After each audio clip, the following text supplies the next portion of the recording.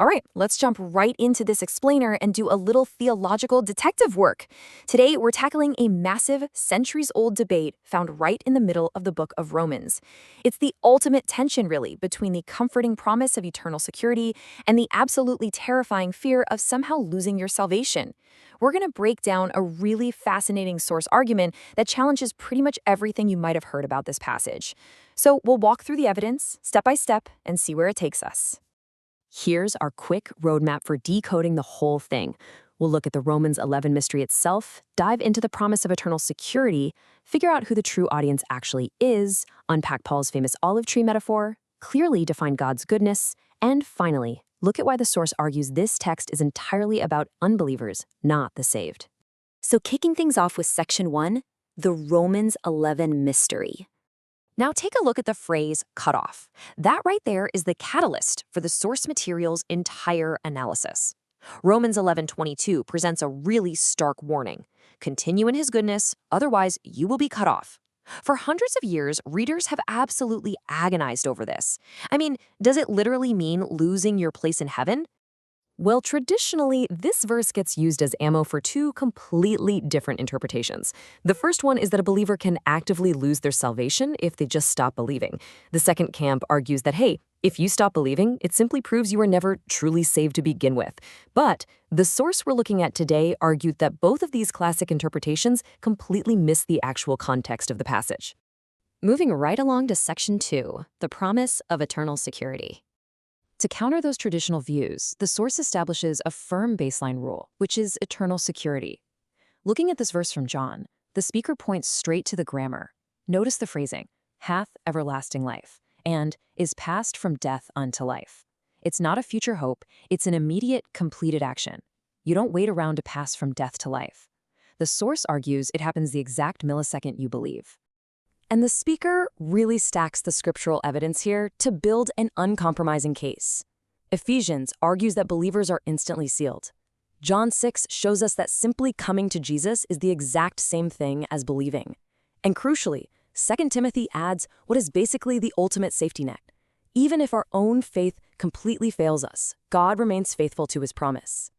But the absolute linchpin of this argument is the phrase "in no wise" from John 6:37. Jesus says he will in no wise cast out those who come to him. The source argues this is a definitive no way, no how, under zero circumstances guarantee. By strictly defining that phrase, the speaker concludes that once a person is saved, they are saved forever, completely regardless of any future mistakes or doubts. Which brings us to section 3. Identifying the true audience. This is where the detective work gets super interesting. If it's mathematically impossible for a saved believer to be cast out, which is what the source just established, then the thou who's in danger of being cut off in Romans 11 simply cannot be a Christian. So who exactly is in the crosshairs here? Who is Paul talking to? Well, the source finds the answer hiding right there in plain sight, just a few verses earlier. Romans 11:13 explicitly addresses the Gentiles. The speaker argues that this intense warning isn't directed at one specific Christian sitting in a church pew. It's actually directed at a massive collective group, the entire Gentile world, which naturally includes millions upon millions of unbelievers. Let's move into section 4, the olive tree metaphor. Time for Paul's famous and, let's be honest, somewhat confusing, first-century botany lesson. The source points out a really vital distinction here. The Israelites who rejected the gospel, they're individual branches that got broken off. But the Gentiles, they are referred to as an entire wild olive tree. The speaker argues that the whole tree, meaning the entire Gentile world, including all the unbelievers, was grafted in. Now, that leads to a pretty fascinating timeline. The speaker argues you actually start off in the tree before you are even saved, simply because the gospel is universally available. It's like a 3-step process. Step 1, you're in the tree because the offer exists. Step 2, you hear the gospel. Step 3, the big choice. Believe and you stay in the tree forever. Reject it and you get broken off. This brings us to section 5, defining God's goodness. So we need another pivotal definition here. What does it actually mean to continue in God's goodness? Well, the explainer argues it simply means living in a time where the free gift of salvation is offered to absolutely everyone. Right now, today, you are sitting in God's goodness purely because that offer is on the table. By interpreting the text through this lens, the source asserts that the opportunity for salvation is universally extended to all. The speaker argues that this interpretation completely upends frameworks like Calvinism and the doctrine of limited atonement.